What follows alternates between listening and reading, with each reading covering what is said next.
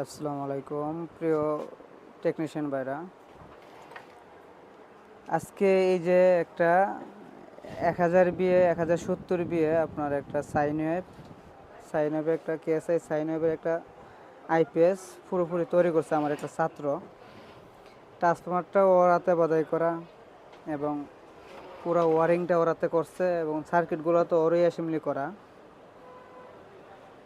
আইপিএসটা আজকে সেটিং করছে। এখন এই জায়গায় একটা ভুল করছিল, ভুল বলতে আগে ওই সবাই তো সার্কিট তৈরি করার পরে অসোলেশন মাপার পরে আপনার হিটসিঙ্গের যে আপনার ট্রান্সফরমার যেই দুইটা কানেকশন পরে দেয়, ঠিক না? হয় আগেই দিয়ে দিছিল, ওই জন্য ওরা একটু জারি দিচ্ছি, কিন্তু কোনো ঝামেলা হয়েছে না, কোনো ঝামেলা হয় নাই, ওরাতে করা হয়েছে। সবাই ওর জন্য দোয়া করবেন, ওই জন্য ভালোভাবে কাজ করতে পারে।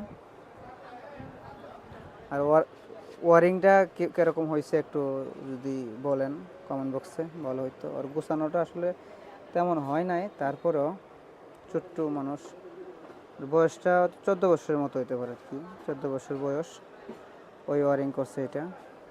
আরেকটা ভুল করছে, ভুল হয়েছে আপনার এই যে এনটিসিটা কিন্তু লাগাই নাই।